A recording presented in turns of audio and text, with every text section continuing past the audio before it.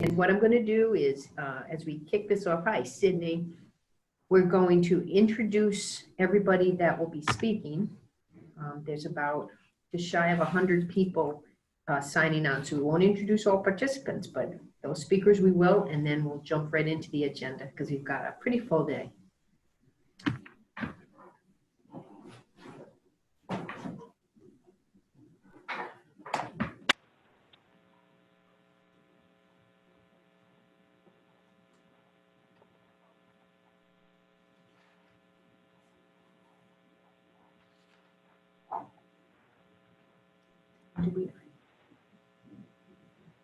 Okay, it's 10 o'clock. We ought to kick this off. Welcome, everybody. Thank you for joining. We have a backdrop on. We're going to pop into faces shortly, but thank you, everybody, for coming on board. Quick welcome and introduction. If you could progress the slides.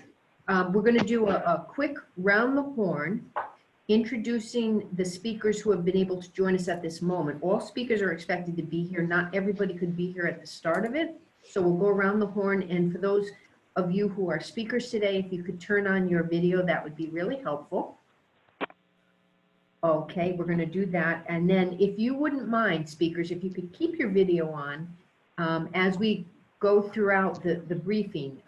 Where people, for the most part, will see the briefing, but if they go back to looking at participants, at least they'll be able to connect a name with a face. And that's our whole goal today, to kind of help understand more about the 20.3 cycle, but also demystify and make much more comfortable people with the whole SBIR STTR process.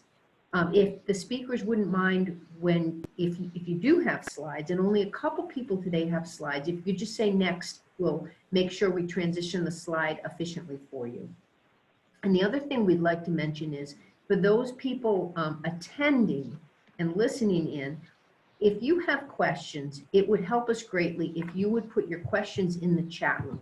We're going to be monitoring the chat room and making sure that we're capturing all the questions and, in particular, answering them in an organized way. Because the questions may have to do with specific topics, we want to make sure we're answering, and Shadi in particular is going to respond to topics in a way that allows consistency across the community, particularly given that he gets questions, from other communities as well.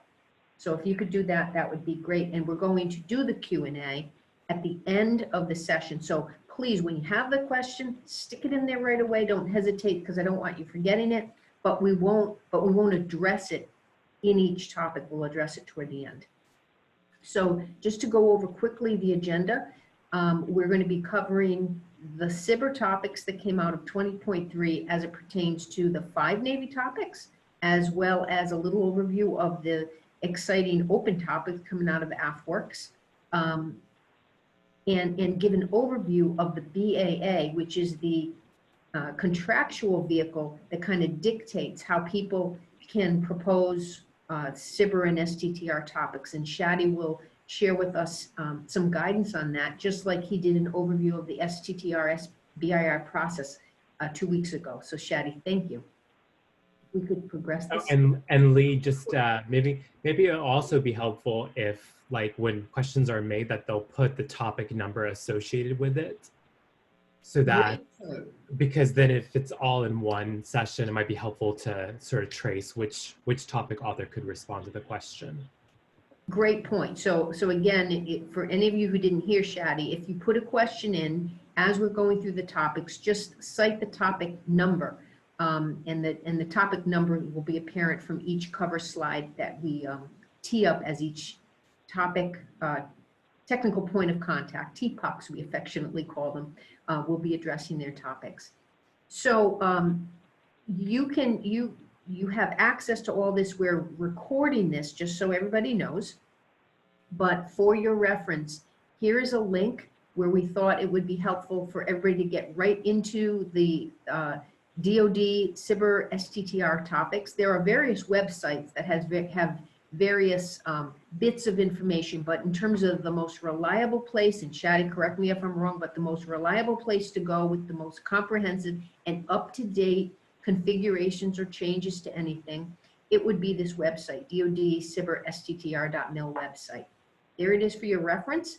As of last night anyway, there were 60 active topics. When we started planning this a couple weeks ago, there were 57. So that just goes to show that things change, you know, in the beginning along the way. So always stay abreast of what's on this website. Each of the topics, the 60 topics, are in some phase, either pre-release phase or the open period. The pre-release phase that we're in now with these topics that we're talking about, which is why we can talk about it openly, started on August 25th. That's when the topics hit, the cycle started. That pre-release phase will transition into an open phase on September 23rd, and that's where you don't find open discussions happening anymore. People's heads are down, they're proposing, companies, you know, are going after what they want to compete on and what they want to propose on. And then all that cycle will be closed on October 22nd. So you can see that the process transitions quite efficiently and quite rapidly. Finally, as part of the general information, we're including a couple websites we thought would be helpful. Oh no, I'm sorry. Here's in a little more detail information on the 5 SBIR topics. 5 being the Navy topics. They are all in the pre-release period. They haven't transitioned to open yet. And you can see the first topic is kind of sponsored or owned by the Marine Corps. And the next 4 topics, and you'll see this as we go along with the speakers, come out of the Navy. So it kind of frames what's there. But I also would encourage you, in any company with wonderful cutting edge technology and solution concepts, look through all 60 topics, because you never know where there will be a topic outside of Navy, outside of the Air Force that we'll cover, that you want to go after. But we'll go into a little bit more detail about these 5 topics specifically. A few other resources. There is a webinar that's being offered by AFWERX, and I'm sure the folks that are presenting later will talk to that. There's going to be a webinar, and the link is right there to discuss their open topics, but you'll hear more about it today in just a little while. There's a couple of small business development centers. Every state has one. We're working with the Connecticut Small Business Development Center, SBDC, and we have one here in Rhode Island. So each of those bullets has a link to the small business development centers, and they have wonderful resources for small businesses, programs to help, webinars, instructional series, training. In particular, the Connecticut one is offering an AFWERX webinar that I provided that direct link under that Connecticut bullet, just to make it easier to kind of navigate and find things. So with that, why don't we go to the screen, and I will quickly go through for anybody who has their video up and is presenting today, and we'll introduce with a big face on the screen, a name and a face. Can we go back to the not share? No, they should Yeah. pop up. Okay, well, never mind. We're gonna change plans on that because we have everything teed up and ready to go. But we have 2 people here with us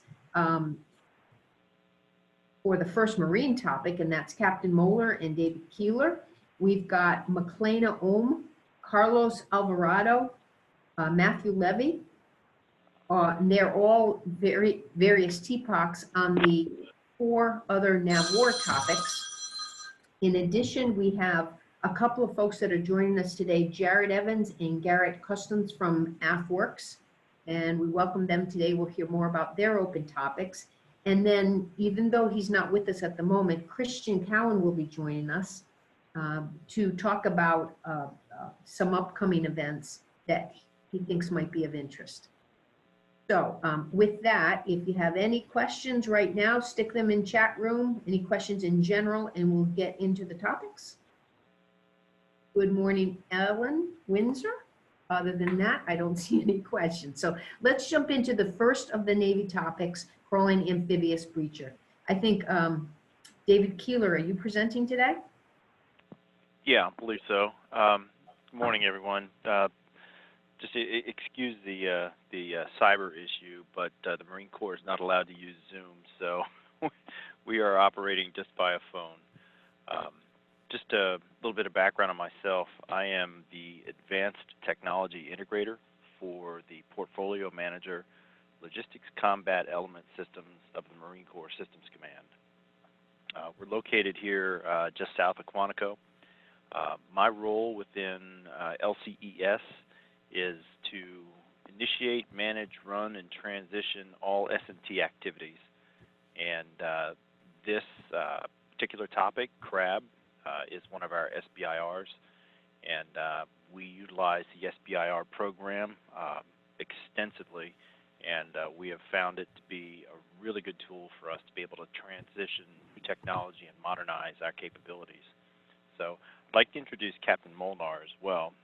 This originally is his topic, so I'll go ahead and hand it over to him to cover the basics, and then I will jump back in to give you some additional background information on what we have going on beyond CRAB. So, Captain Molnar. Thanks, Dave. Hey, good morning, everybody. My name is Captain Tony Molnar. I'm a combat engineer currently serving at SysCom as the Minefield Breaching Systems Project Officer. The crawling remotely operated amphibious breacher, or the CRAB, spawned from basically an identified gap that both the Navy and the Marine Corps have, that we can't proof assault lanes within the very shallow water through the surf zone. So basically 40 feet of water in through the plunging surf and up onto the beach. We can do some detection and some neutralization in different venues, but really in the surf zone where the plunging surf is breaking and very turbulent, we can't neutralize buried pressure mines, tilt rod mines, or electromagnetic fused mines. And so the CRAB's intention is to be that tool that will neutralize those mines in that very specific region of the battle space. A real quick concept of employment is basically a small watercraft, another SBIR that we are working on called the Shark, like a 21st century Higgins boat, would come up to about the 40-foot water depth, drop its bow ramp, and this CRAB would drive off the front of the boat and then sink to the ocean floor. At that point, the CRAB, either in formation or as a different sweeping pattern individually, will essentially clear a path about 20 meters wide up from that 40-foot mark through the end of the beach at the beach exit. And they're one-time use in combat for training, retrievable and multi-use, but it's really to be heavy to register the PSI needed to detonate a pressure fuse mines, as well as strong enough to push over a tilt rod past its axis degree of angle to detonate it, or detonate an electromagnetic influence mine by producing enough signature to do that. But very basic, heavy, dumb piece of equipment that can basically act as, think of like a mine roller in Iraq or Afghanistan to detonate these mines that we just can't target because the enemy's capabilities are make it very difficult to detect those types of mines in that surf zone. Yep, that's it in a nutshell. I'll turn it back over to Dave. So let me throw this out there as well. The system is going to initially the key performance parameters that we're looking for is proofing as far as mines are concerned. But some of the nice to haves we would like the system to be capable of handling would be the same thing: the removal and neutralization of obstacles. Captain Molnar mentioned the weight of the system. That, I think, just to keep things open and innovative. I don't know that the system necessarily needs to be heavy, but it certainly needs to be capable of being able to generate the the pressures necessary for the detonation of pressure-fused mines, and certainly have the mechanical wherewithal to trigger a tilt rod. And then obviously dealing with the electromagnetics. As far as propulsion is concerned, sky's the limit. This could be a tracked vehicle. This could be, it could have legs. That's why we're coming to industry, is to throw it out there. We don't want to constrain innovation in any way. So with that being said, I think some of the key things for this system is, and this wasn't mentioned, but cost. Captain Molnar identified the fact that we expect this system to be used one time. Therefore, cost is going to be a key consideration down the road. So when we finally get through development and we're ready to field, that's the way we would like to take that system into our life cycle and logistics programs. So just for, I don't know if I have the time, but just the Marine Corps does SBIRs a little bit different than others, other services. It's our intent with the phase 1. We will award 3 contracts for this program. That phase 1 base is worth $140K, and our phase 1 option will down select from 3 firms to 1 firm, and that firm will be awarded the base 1 option, which is worth another $100K, and then we'll move into phase 2 for the SBIRs. So our phase 2s consist of a base and option. Both periods can run anywhere from 12 to 24 months. Both are worth $750K. It is our intent when we come out of an SBIR to be able to field. We don't award typically more development efforts in phase 3. That is, the Marine Corps is limited to funds, and RDT&E is something that we have to work very hard to get to support modernization, innovation. And I think that's it. So, over. Captain Molnar and David Keeler, thank you so much. This was a really great overview of this topic, and I can just imagine, and I'm going to make the assumption that this topic is of great interest to our undersea and maritime community, and many of the folks in our ecosystem who have technologies that they think would be appealing here for this topic. So thank you. You'll probably note, if you're at all following the chat room for the participants, that Steve Bordenaro, who's here, is pasting the link into the topic as we're going along. So something you might want to look at and just record or capture or copy and paste. Okay. Yeah, unfortunately, we can't see the chat box. we are at the mercy of technology here. So right. Yeah, if there are any questions, they just need to be directed to us via email. Sure, and if you're going to stay through the duration of this webinar, if we do get questions, there are not any at this moment, but if we do get questions pertaining to this particular topic versus the other 4 that Shadi will address, we will let you know, tee that up in the Q&A at the end of the session. But sure thing. At this I'll moment, be online. Okay, thank you. And again, Captain Moeller, David Keeler, thank you. We're going to move on to the first of the 4 NAVWAR topics, and this first one is going to be covered 203-149 by McLeana McLeana, thank you for joining us. Of course, good morning everyone. So unfortunately I do not have video capability on this machine, but please bear with me. So I, along with Bill Jew, are the S&T APMs for PMW 170. We are the Communications and GPS-based Navigation Program Office at NAVWAR. And by communications, that includes military SATCOM, as well as commercial SATCOM, and tactical communication systems.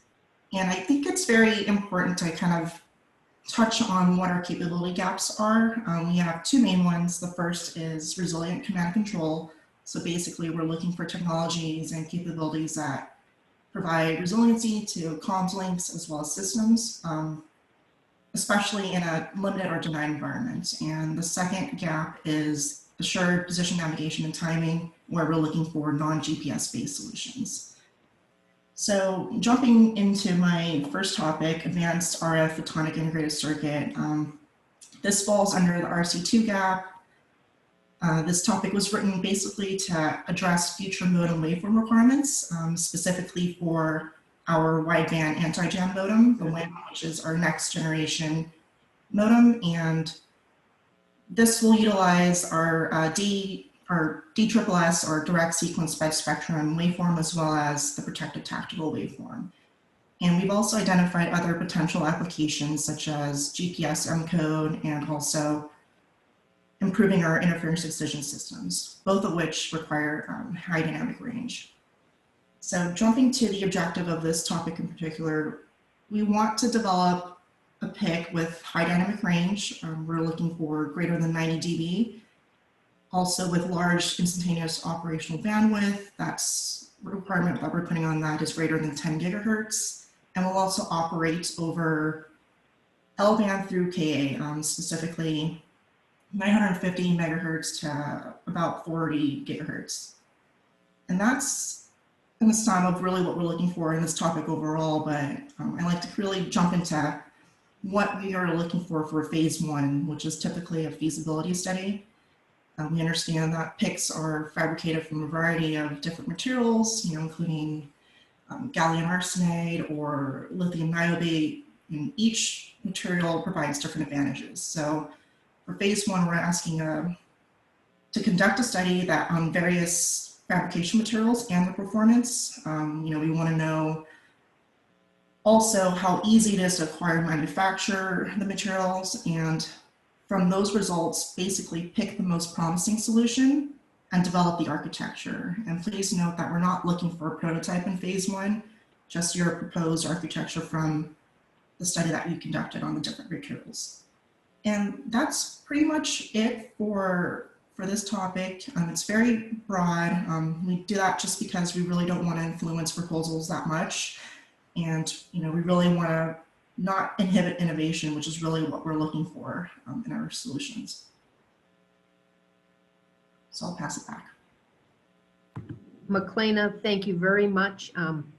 That was extremely informative. For these next few slides, we don't have backup or quads, so we're just going to put the cover slide up, and you'll hear shortly from McLeana on yet another topic where she is the technical point of contact as well, along with her colleague William Ju.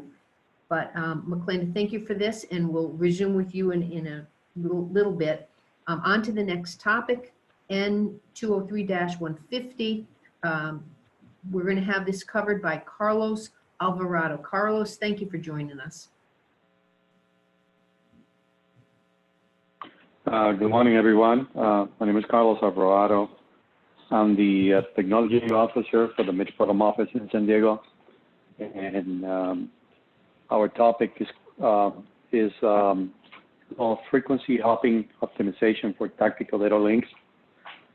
So on our topic, the goal of this topic is to look at technologies out there by different vendors that enable us to improve or optimize the network capacity and throughput, and node-to-node base by employing partially overlapping channels using leveraging techniques or algorithms that could significantly suppress adjacent channel interference.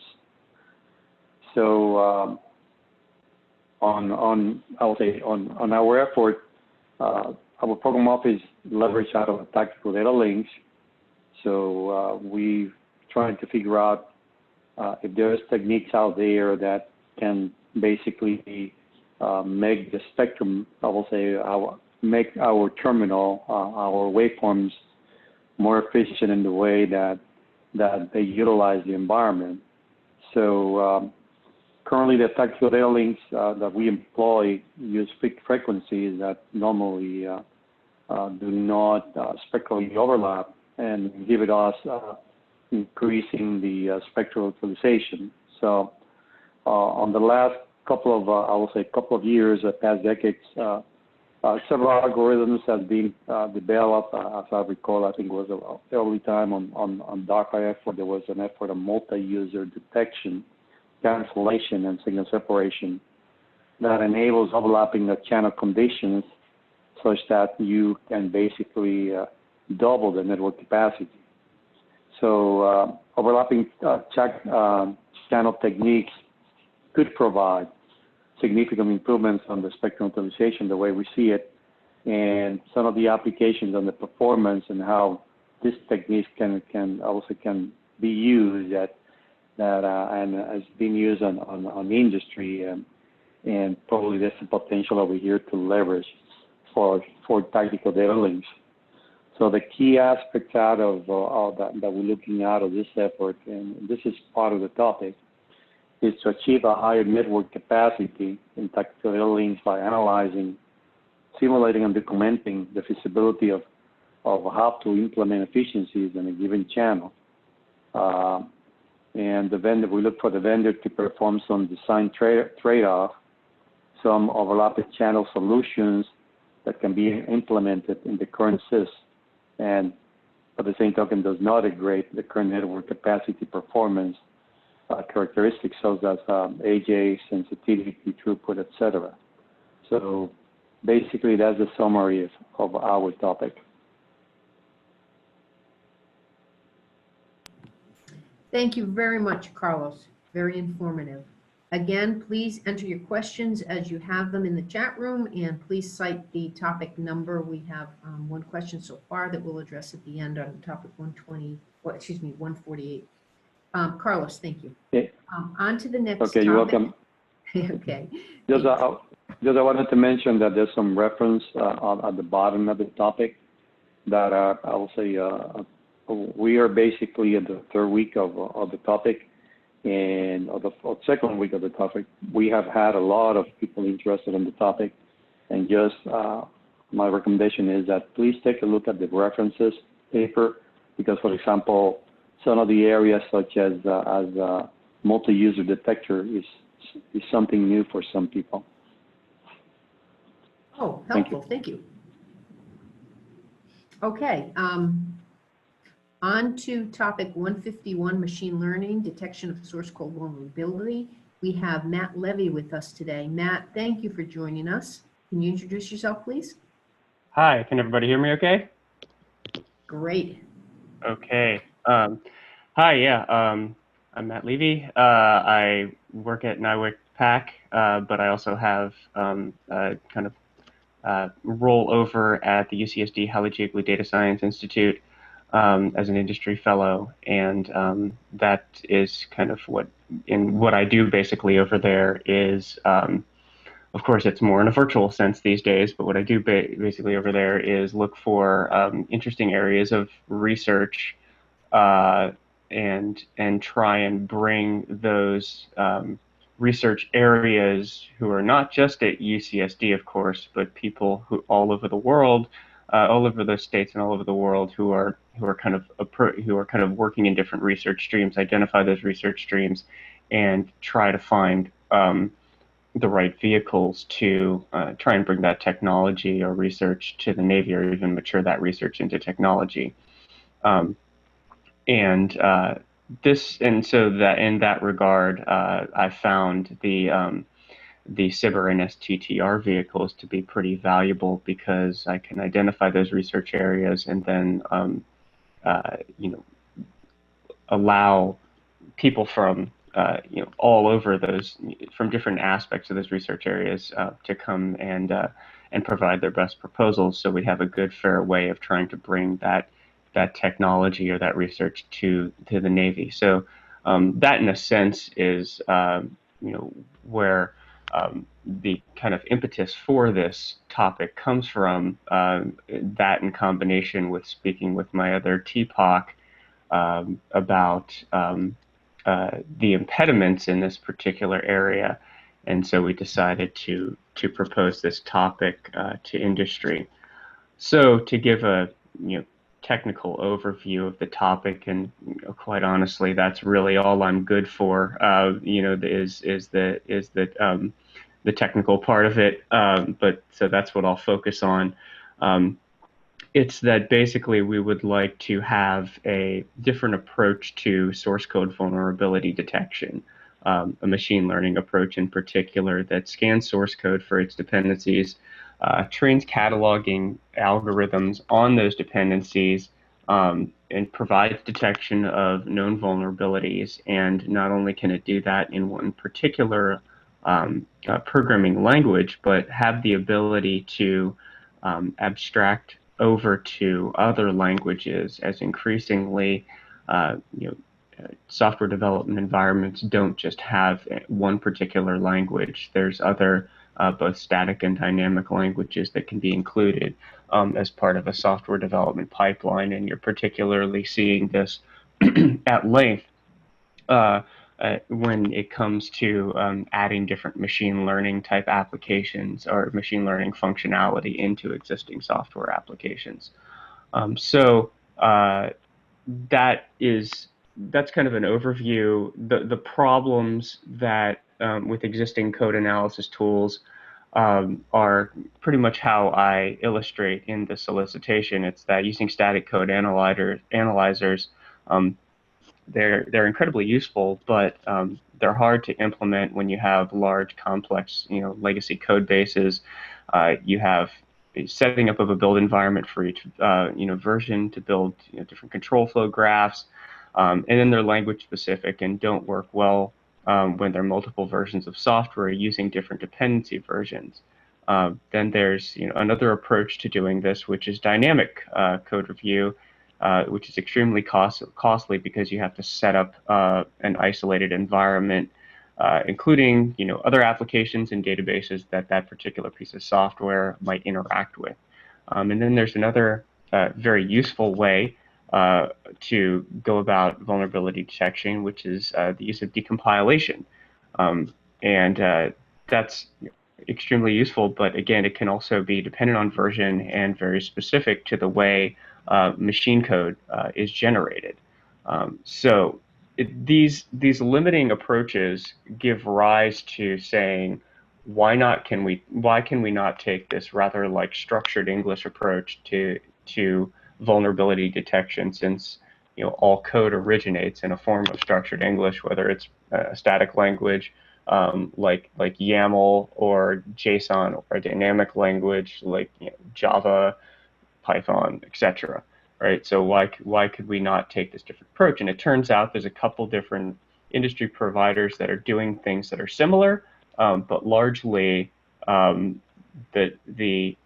the discussion about this is mostly in research, and so that's why we figured it would be a good time to bring this up as a SBIR, so that we as the government can mature the research stream and actually kind of bring that into useful technologies for people.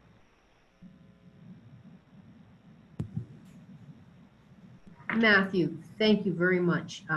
That was really helpful, extremely insightful, and I'm sure the participants can understand now why it really helps to connect with the TPOCs during this really critical and special pre-release period, because you do get some insight as to the topic and the intentions there that you wouldn't necessarily get right off the paper, a greater and deeper understanding. So thank you, Matthew.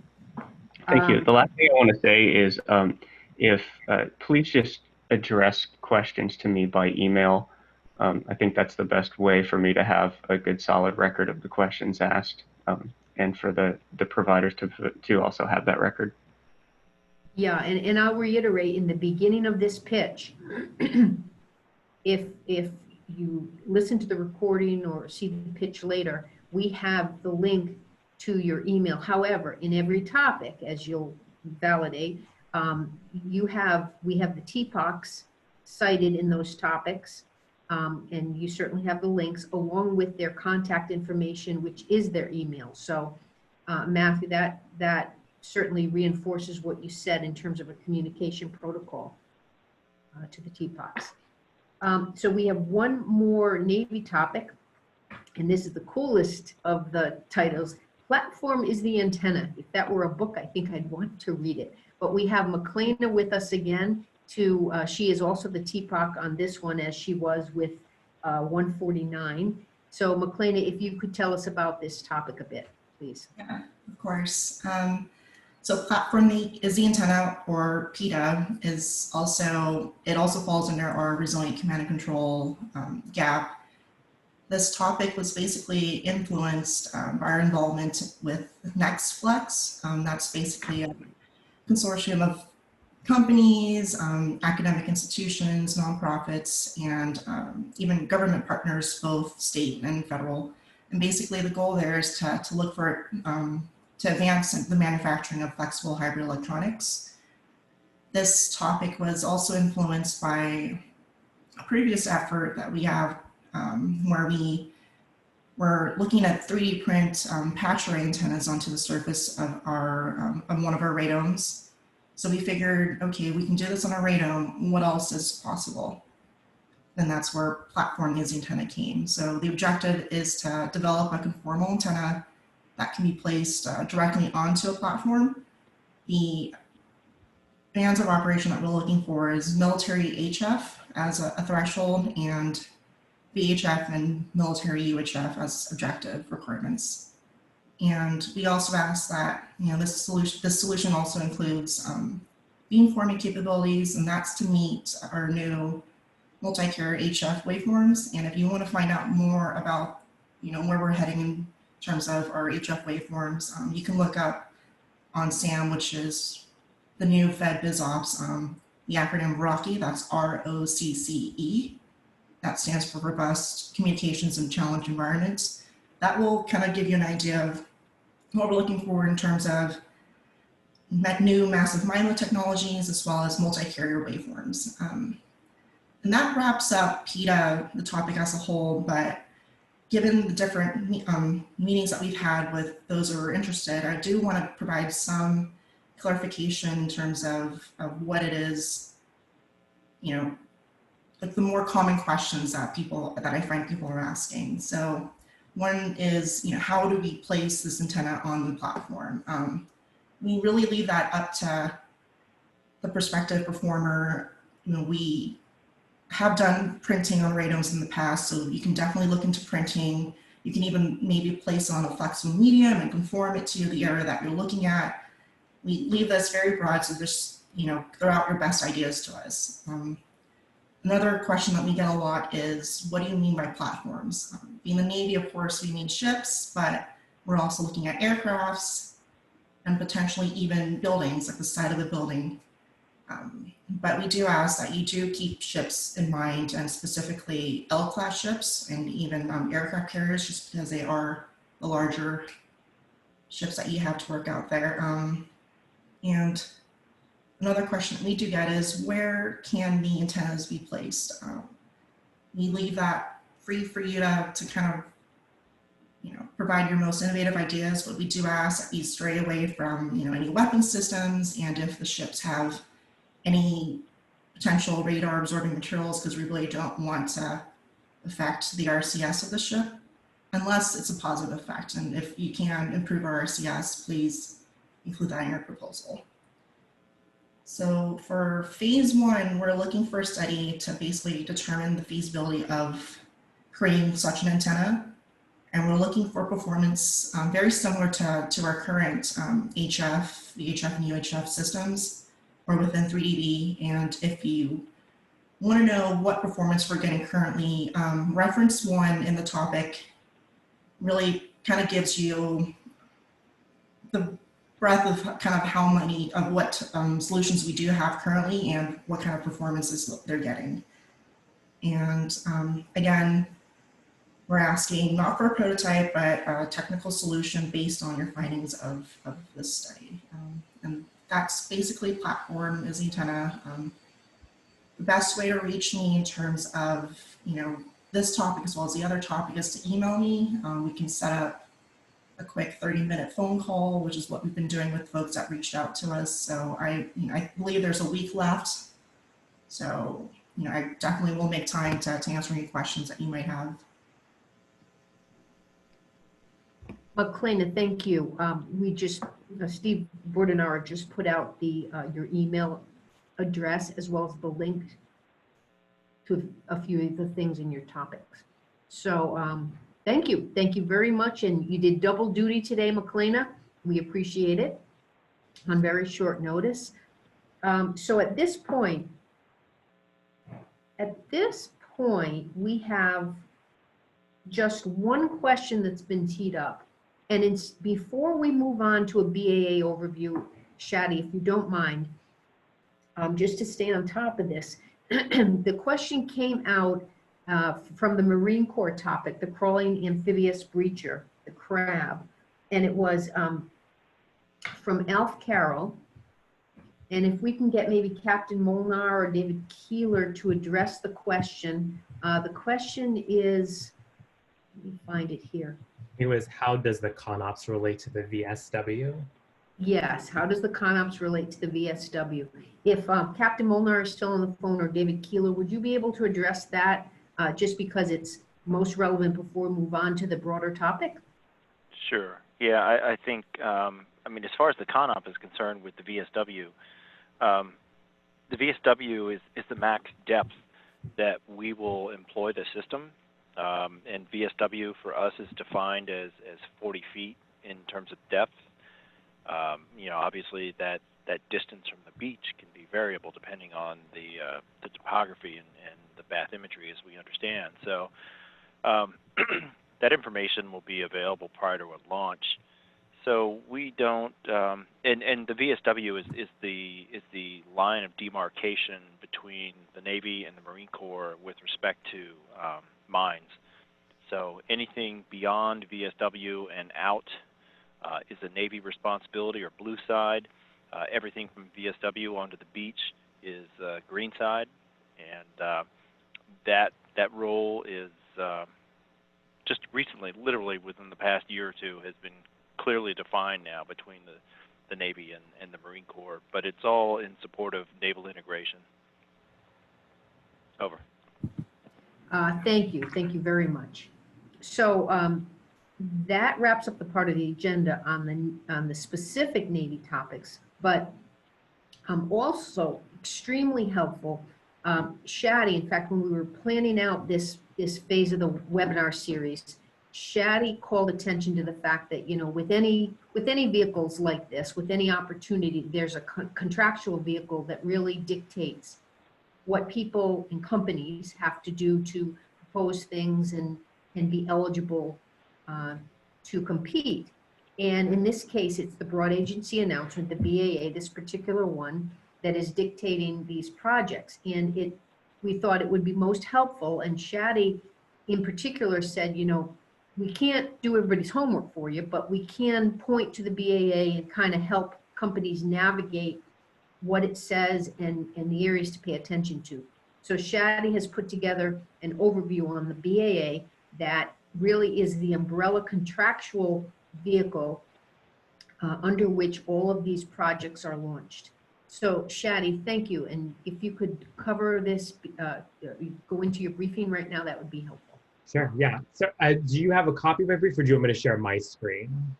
We have all your slides. Perfect. Yay, magic. And just say next when you're ready for us to move on. That's so we perfect. Don't do it prematurely. Thanks. Okay, cool.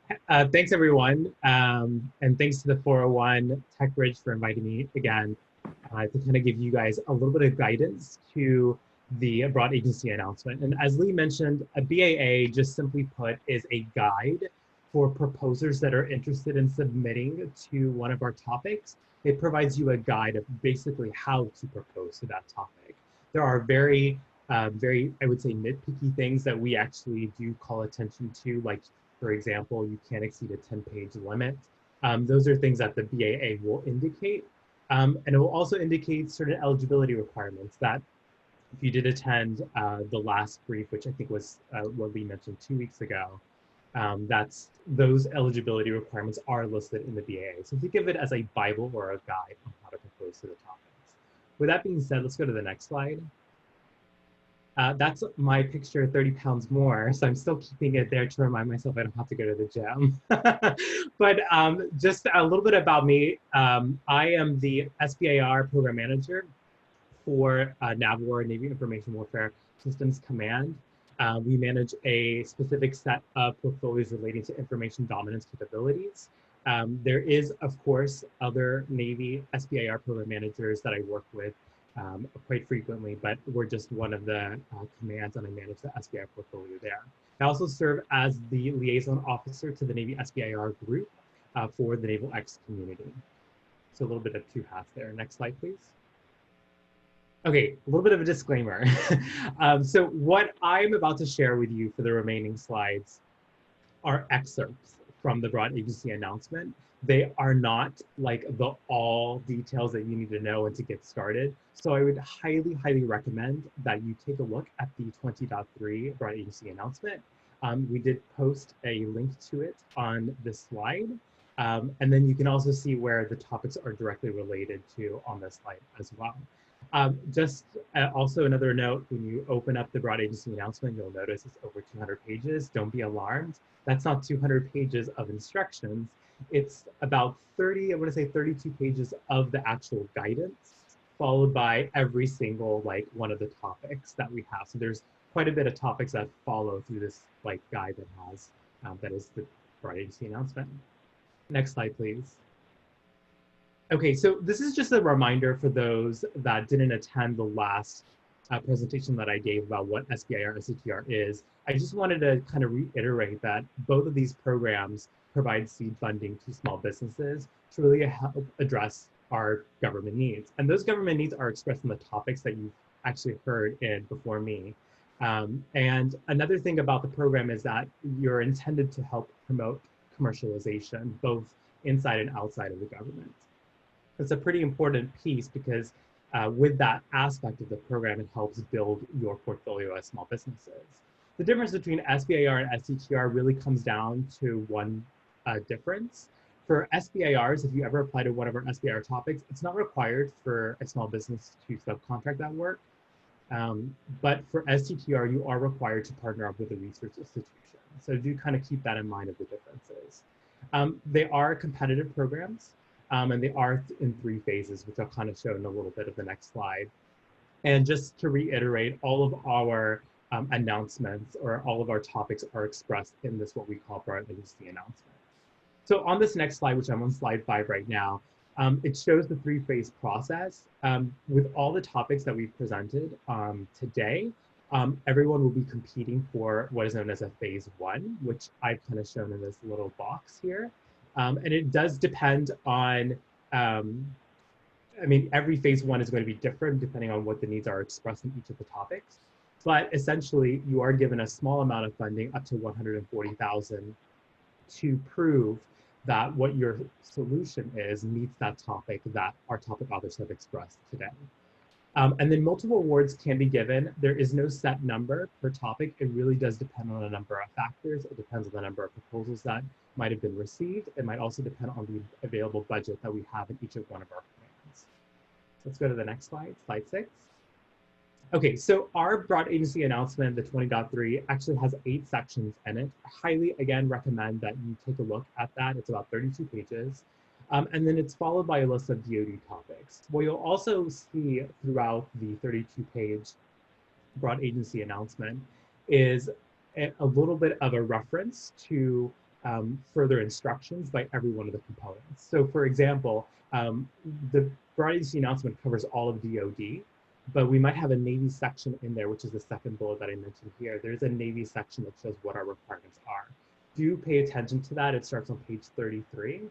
With given specific instructions about page limits, even font size, because if you don't follow those exact benchmarks or those requirements that we have, it could result in a rejection of your proposal.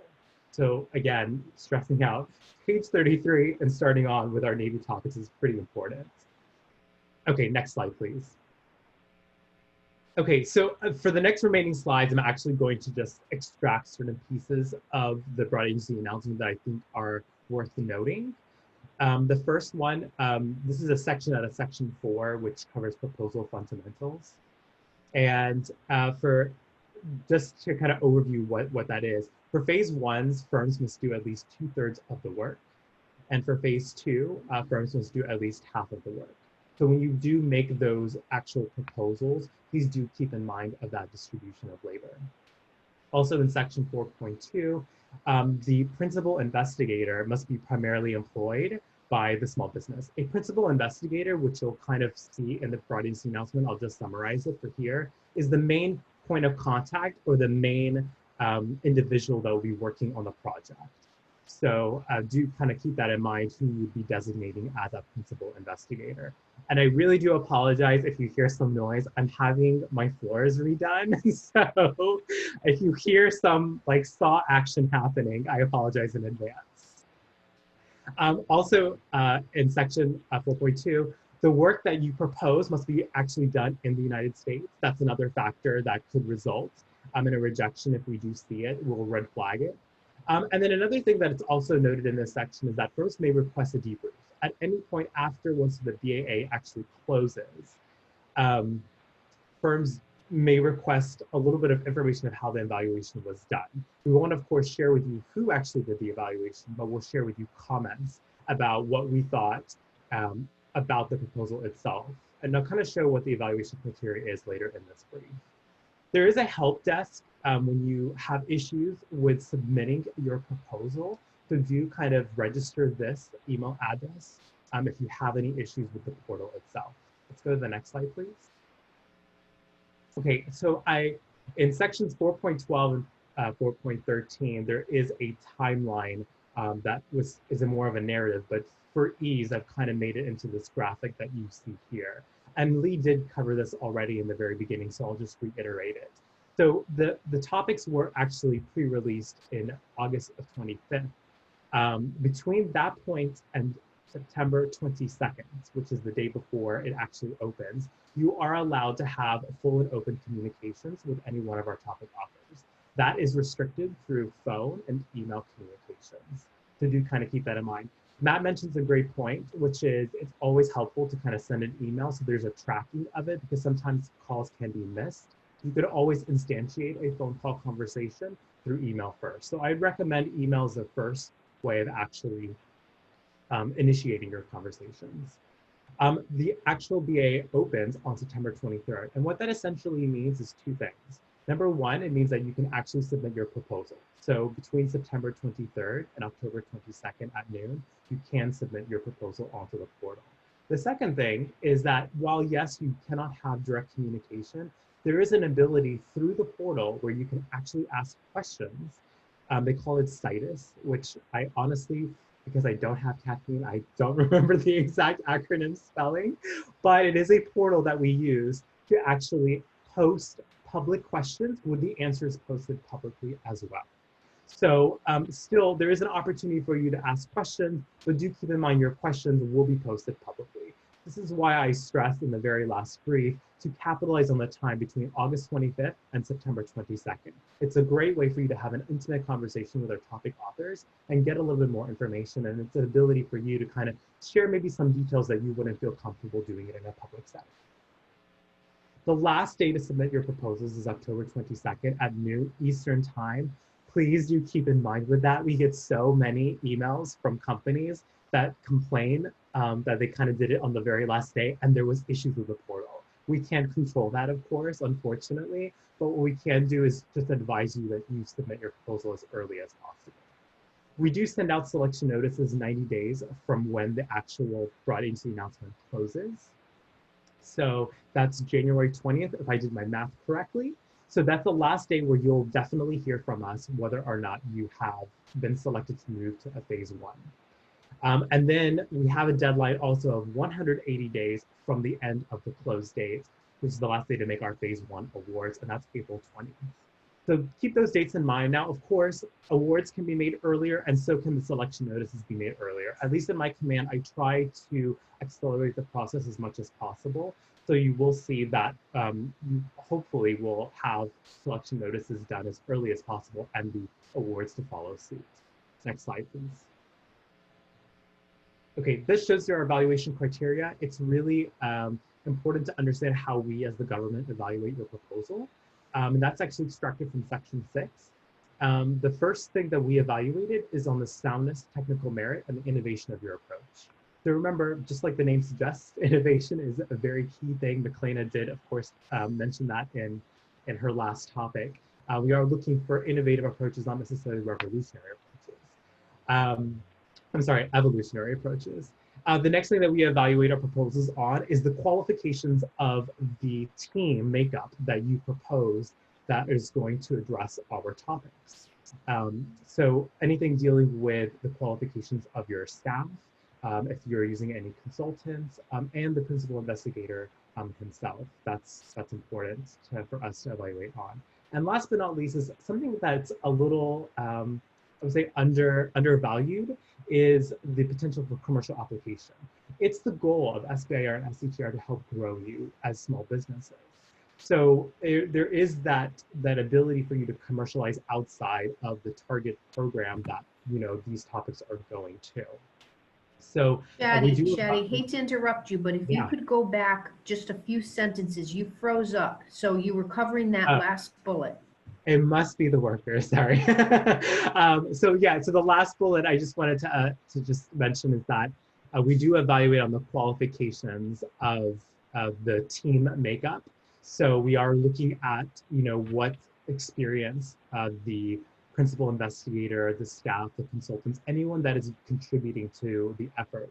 We are evaluating what your experiences are and how well you could potentially do the work at hand. And then going to the last evaluation criteria is the potential for commercial application. So we are also looking to how well you can commercialize the strategy of how well you can commercialize your solution outside of the government program of record. Okay, slide 10. The next slide. This just gives you a little hack. I've actually received a couple questions where someone had asked us, well, how in the world do you actually label, your topics? And just it's kind of helpful. It'll connect later on. You'll probably not think about it right now, but this is the naming structure of how we do our topic names. You'll see the first letter indicates which sort of service or agency it goes to. For example, the topic that we actually mentioned starts with the letter N, and that just means it's a Navy topic. You'll see some other topics that will be like AF for Air Force or Army. And then the next two digits will indicate the fiscal year for which the topic was posted. So in this case, FY20. And the next digit right after shows which cycle it actually was posted in. So it's either going to be 1, 2, or 3 for SBIR, or A, B, and C if it's STTR. And then the next 3 digits after the hyphen actually indicates a unique identifier or unique value that is given to each of our topics. So that's just a little tidbit. Just when folks ask us about, what's your topic numbers, it kind of helps kind of frame the scenario. Next slide, please. Okay, I think this is my very last slide, which is some tips. I did mention, please do not wait to the last day to submit a proposal.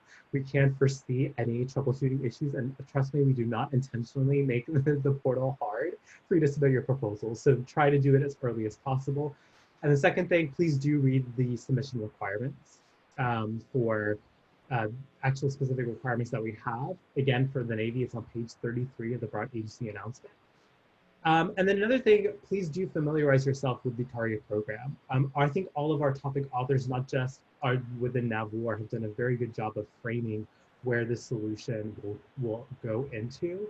For NAVWAR, if you wanted to get more information about our programs, I've included a link here on this slide. And last but not least, if you haven't registered for the System of Award Management, please do so. Other things that the broad agency announcement does call out for is registering for a DUNS number and a cage code.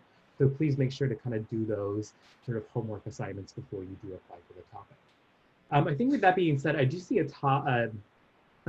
do see a question on the chat. And I think, thank you, Jared. I think absolutely you kind of nailed it, that is exactly the answer to the difference between an SBIR and BAA. BAAs are the guides that we have to for U.S. small businesses to propose topics to. It's the guide for submissions of proposals, but SBIR is a program itself. So you might see a broad agency announcement for a different program, not just SBIR. If that helps add to Jared's answer. And I think, Lee, that's my very last slide. Yeah, Shadi, thank you so much. That was extremely helpful. Couple of things. One is like to reiterate a question that was teed up and then answered and give you an opportunity to address anything else.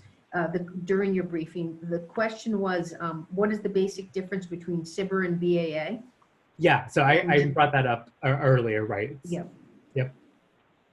So Jared Evans also played in with it, an explanation that is probably most helpful, with the SBIR being the program and the BAA being the contracting tool used to solicit industry. Yeah, so I know sometimes contracting tool is a little broad. I would just kind of just say a BAA is not specific to SBIR. I mean, there's BAAs that are not just SBIR. It could be for a different totally program. For example, the Rapid Innovation Fund program is another type of a science and technology program that we use. There is a BAA for that. Think of BAA as a document that helps a small business with crafting their proposal. It gives them a guide to actually submitting their proposal. But yes, thank you, Jared, for addressing that. Yeah, thank you. And the last thing I'll mention is it's a general statement that, as you know, there are only in total 60 topics that came out of this cycle, SBIR STTR cycle out of DoD, and of those, only 5 were Navy. But we all need to keep in mind that this was one of the very rare times that there was a very significant out-of-cycle SBIR set of topics that came out just a couple months ago.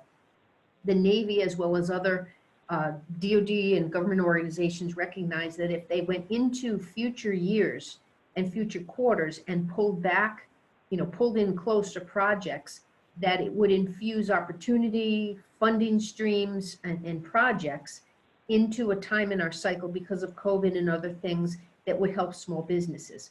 So we had all of these topics hit just a couple months ago. And it goes without saying, this particular cycle not only was lean for that reason, but typically the third cycle of the year is probably the leanest of the year anyway. However, I would alert all of you to stay tuned and stay on top of the next cycle, because the next cycle, which would be the first of the fiscal year 21 cycle, typically that first one of the year is very rich in ideas and topics and opportunities and funding programs. So please stay tuned for that, and that will be the next cycle, and you can get all the information on when that opens and is in pre-release period on the website. Shadi, any more about that? Yeah, so I think just the only thing I would add, I think the portal for DoD topics has a listserv sort of utility where if you would like to be subscribed, it will kind of give you a little bit. I can send that to the community, or we can post it out, a little bit of instructions if they would like to subscribe, basically to knowing when the topics come out and what those topics are. But I think the portal has that capability to kind of be a part of a mailing list, if you will. Wonderful, that's very helpful. Shadi, thank you so much. That was extremely informative, and I'm sure even for the seasoned SBIR STTR people, it helps everybody's opportunity, everybody's knowledge base to navigate the BAA more effectively. With that, we're going to move on to the AFWERX topics. Again, many other topics in DoD were in this cycle, but we thought it was particularly exciting because AFWERX has an open topic set of topics. So we have with us today Jared Evans and Garrett Custons. And Jared, I think you will be at least initially speaking. If both you and Garrett could introduce yourselves, that'd be helpful, and then take it from there. Yeah, absolutely. So first of all, I really appreciate the opportunity to speak with everyone. We're really excited about our program and how we're implementing it, the SBIR and STTR programs in the Air Force. And one of the big things here is that we're stronger together, right? And we've built our iteration of the program based on the fact that we're going to find some early adopters, but we want to build that community and diversify that community of defense stakeholders in your product over time. So that mitigates a lot of the risk as you go through the program. But as Lee mentioned, my name is Jared Evans. I work with Air Force Ventures, which is one of the 3 legs of AFWERX. I also have a role at the Air Force Office of Scientific Research as well, which is the basic research arm of the Air Force Research Lab. I will actually I guess we can go ahead and jump into the slides here. I'm joined by Garrett Custins, who is one of our Air Force Ventures members as well. And he is actually the lead for our network of spark cells across the Air Force. So there's a global network of airmen who are really kind of tuned into innovation and leveraging the processes that we'll talk through here in just a moment. So as we mentioned, AFWERX is an Air Force organization. And so my briefing here will really be caged specifically to the Air Force iteration of the SBIR and STTR processes. And one clarification that we continue to make is that this is the department of the Air Force that we're talking about now, as opposed to just singularly the United States Air Force. This includes the Space Force as well. So with that, we'll jump to the next slide here. You know, our vision for this, you know, simply is to partner with companies to bring products to our defense marketplace, right? Such that our warfighters and stakeholders across the defense space, to include the other services and other federal agencies, have access to you as a company, to your solution, and you have access to them in terms of sales and stakeholders. You know, we want to make this process very clean and simple. There's a lot of complexity that stereotypically comes with dealing with the government, and we're looking to minimize that pain, if you will. So moving to the next slide here. So the Air Force iteration of SBIR and STTR are very different than what has been done historically. So the programs have been around since the early 80s and early 90s, right? So 30, 40 years. And they've, you know, to the large extent, been run very similarly since the very beginning.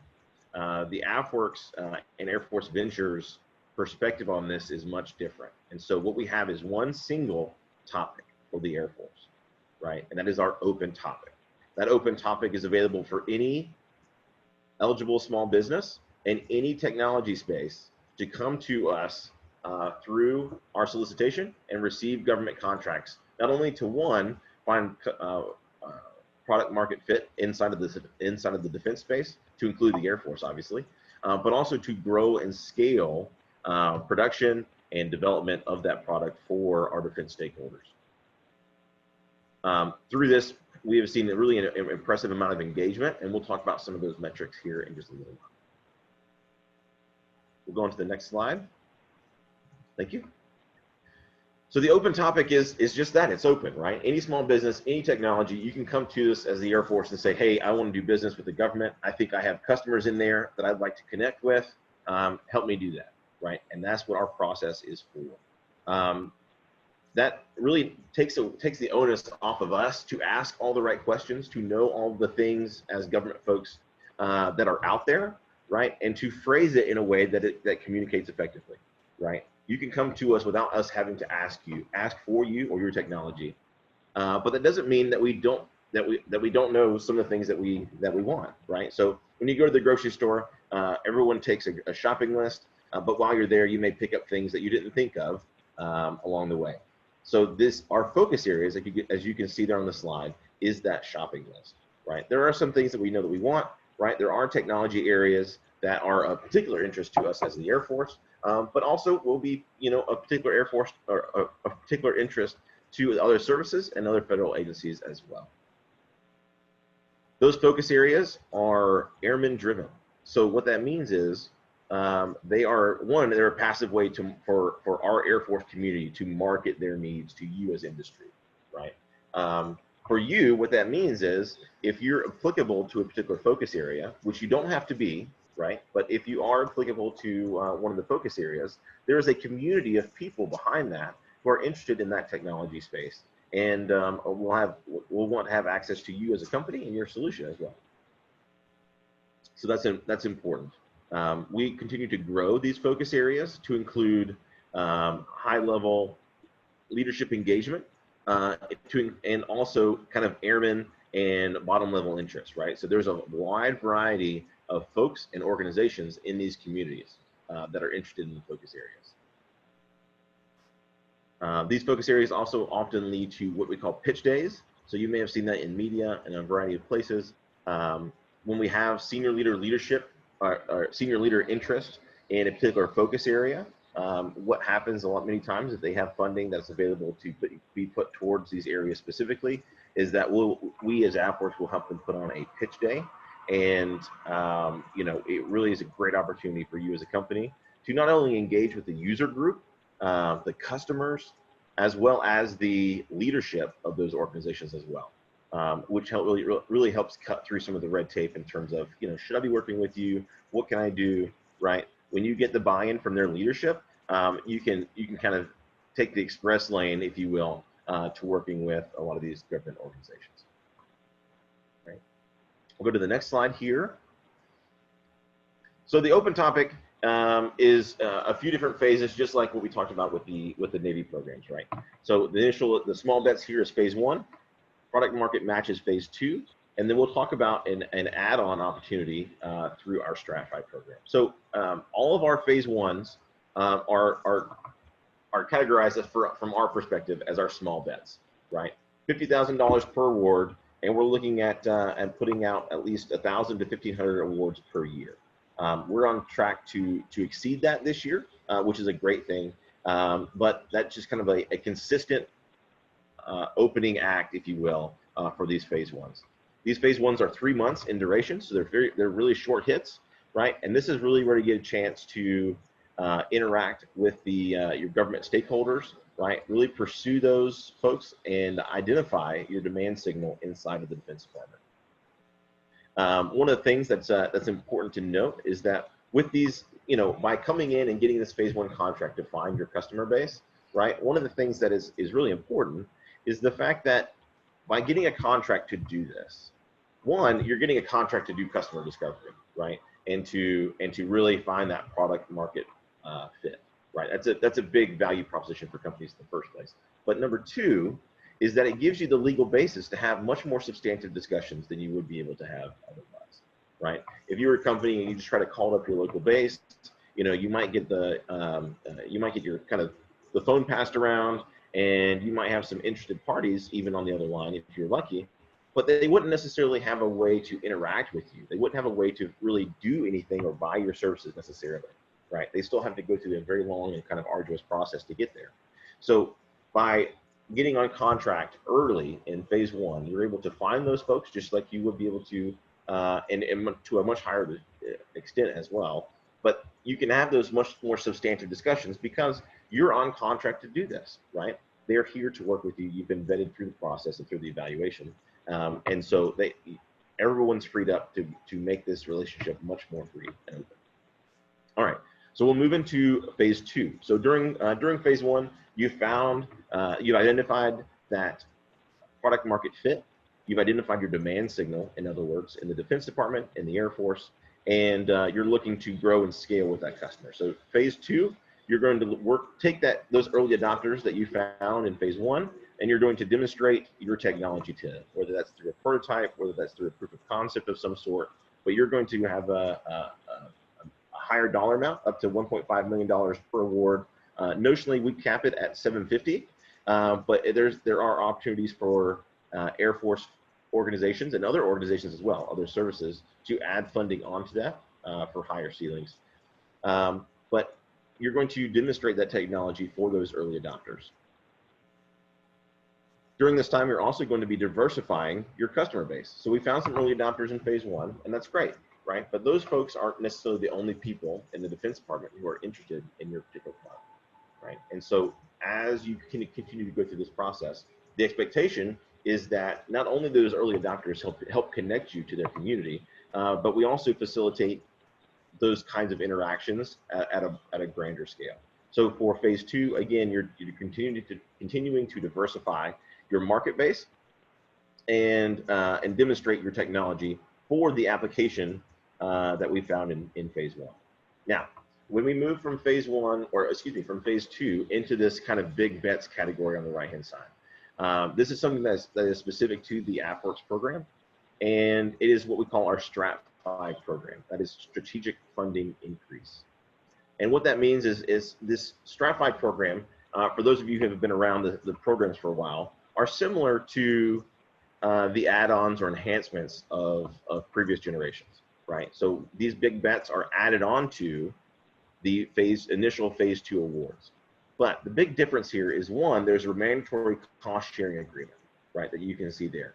That includes not only the customer base inside the Defense Department, again, which can include both Air Force and other services, but there's also an AFWERX match and a requirement for commercial funding as well. So again, these are getting towards dual use programs or dual use technologies. That is to say, there's a commercial market, there's a defense market. And these solicitations are released once a year, as opposed to the 3 times a year that the others are released. Ultimately, these big bets facilitate contract awards of up to $30 million, and including the external funding, which isn't put on those contracts, you're looking at an effort value of up to $60 million that are being added onto these phase 2 contracts. So again, the opportunity curve is extremely steep, and if there's a community who is interested in utilizing your technology and purchasing and developing your technology for their application, there is opportunity here to be had. So in terms of contracting timelines, these small bets, we generally target between 30 days or so between solicitation close and contract award. For phase 2, we're looking about 45 days. So we've cut that process down significantly over time. And again, those are released 3 times a year. We'll go to the next slide.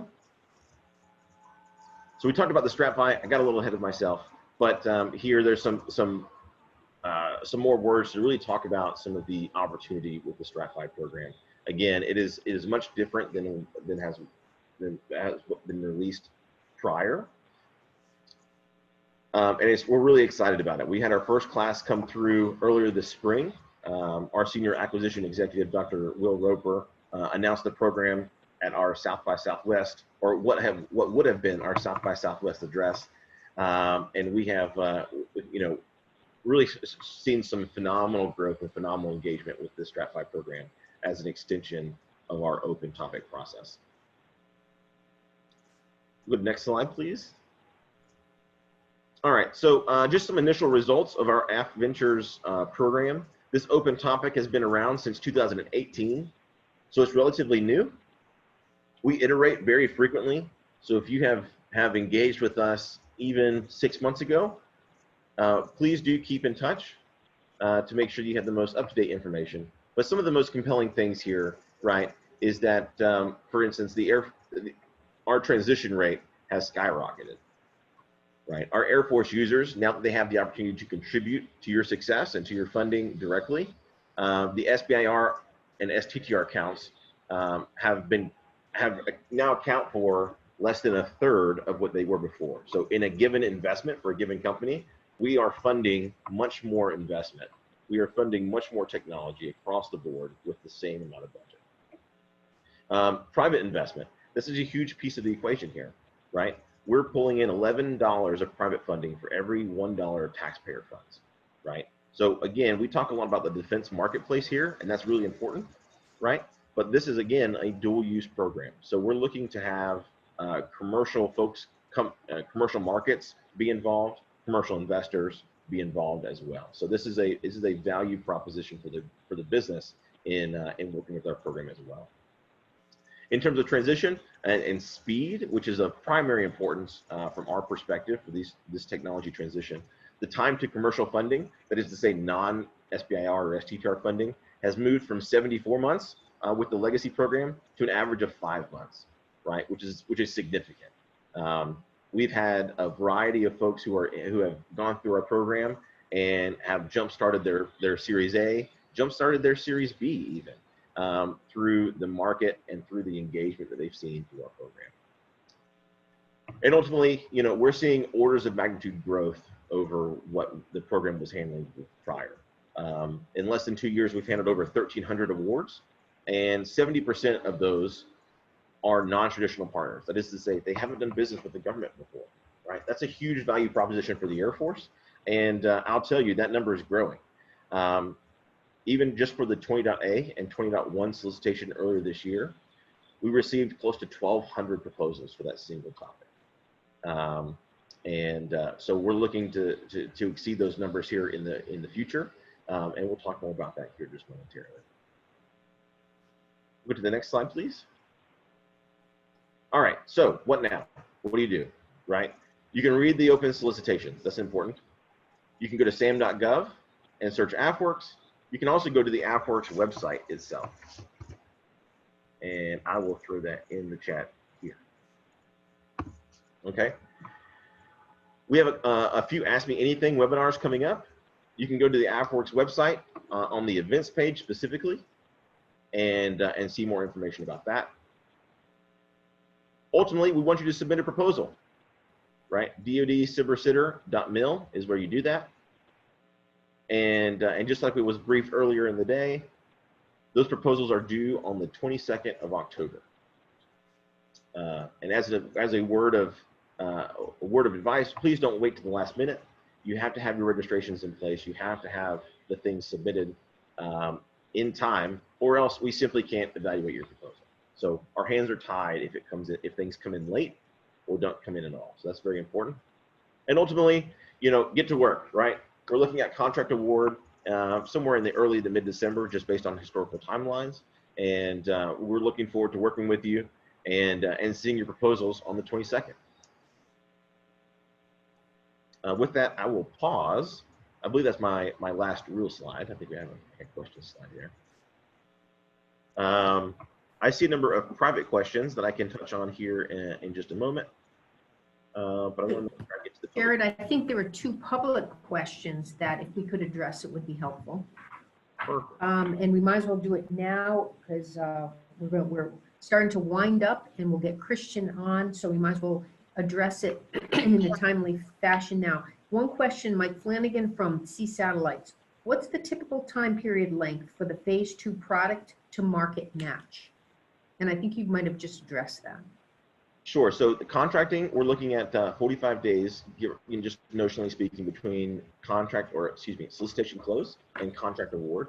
Those phase 2 contracts are notionally for 15 months, so not quite a year and a half.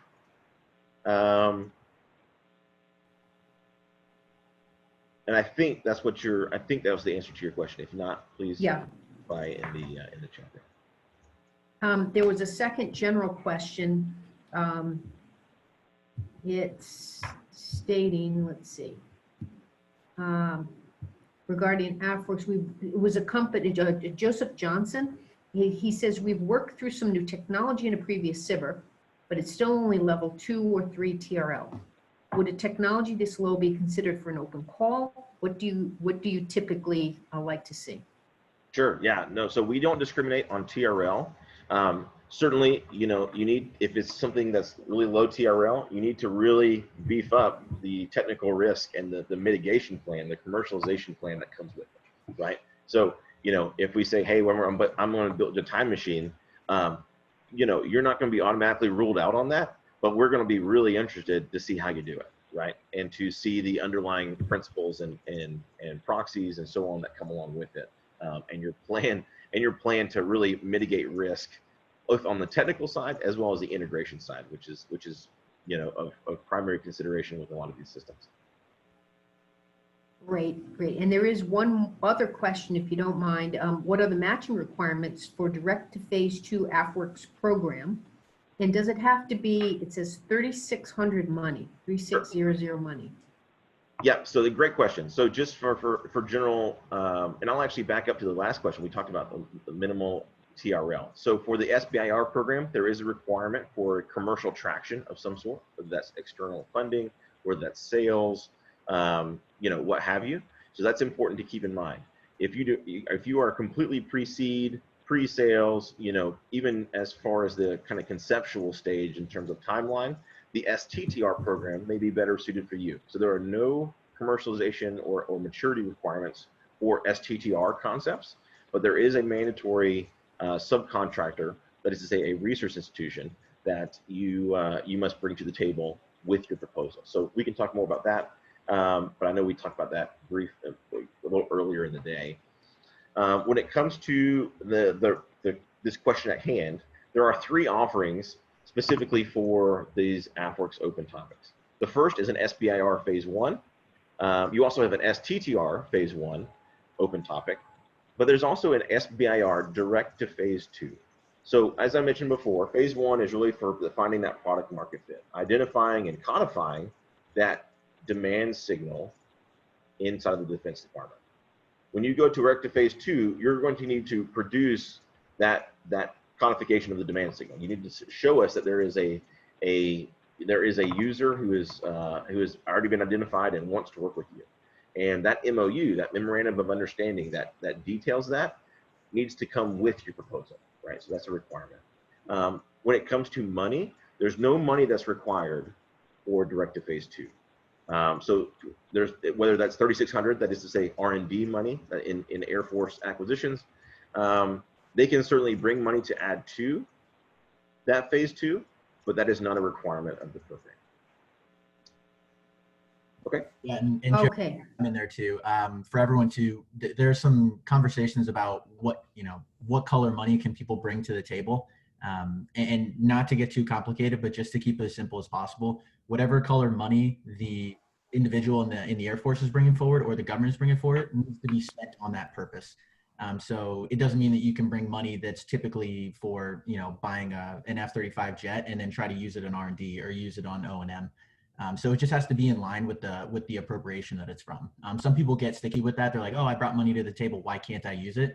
So it's not a detractor. It's just to say, make sure you think through that and make sure that your government customer is thinking through that.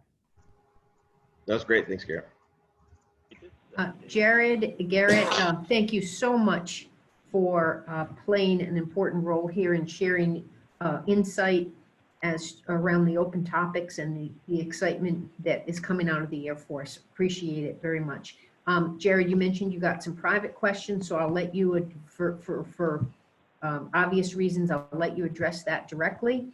One-on-one, we have just a couple minutes left, and because we've addressed all of your questions that hit the general chat room, I think we're doing quite fine, and we've been doing Q&A all along, although that wasn't our intent. I think it's flowed pretty well. Again, Jared, Garrett, thank you. Thanks, Lee. We're going to wrap up the end with Christian Cowan. He is the Executive Director of 401 TechBridge and wears 2 or 3 or sometimes 4 other hats. But Christian, if you could share with us something that might be of interest to our community.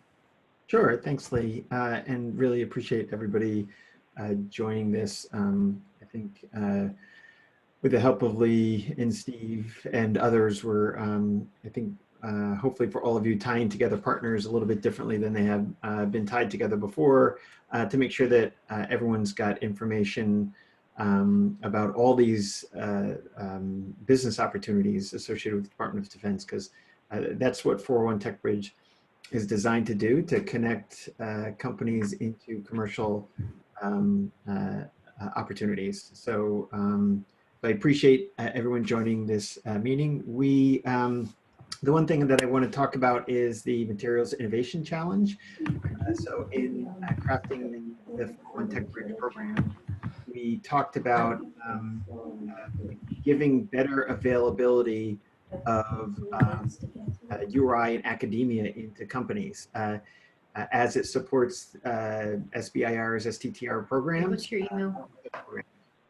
So we have launched where 401 TechBridge is sponsoring research. I'm going to put your poll in your email. You want that email? Oh, if it's in the chat? Yeah. Not up to the Navy one. Yep. Can I ask you to mute your mic? Sorry.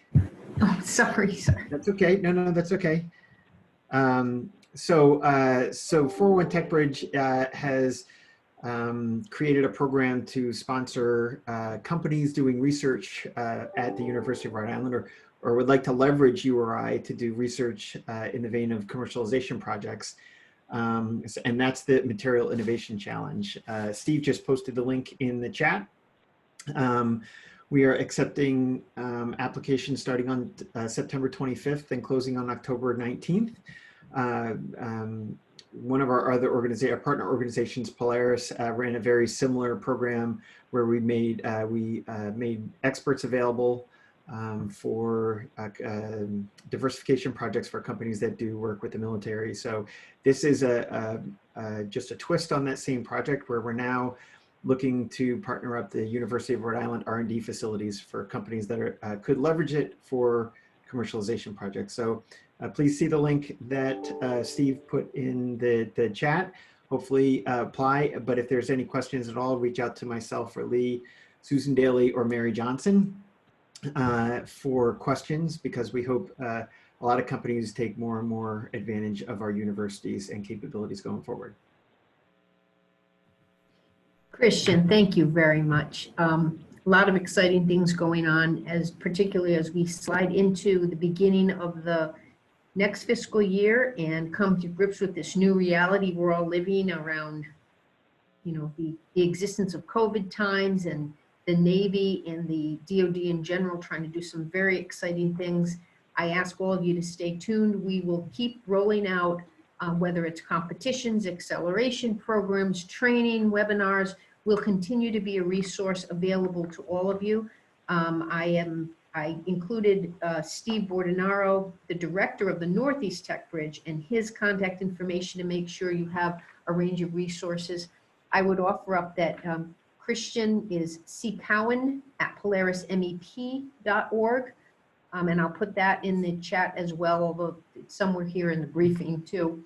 But please stay tuned. With that, we don't have any outstanding questions that were posed to the group, but I thank everybody for participating. We're ending up just a couple minutes late, but thank you so much, and don't hesitate to reach out. Don't be shy. And to all of our speakers, thank you so, so much. You're helping to improve the process greatly. Okay, with that, we'll sign off. You guys take care.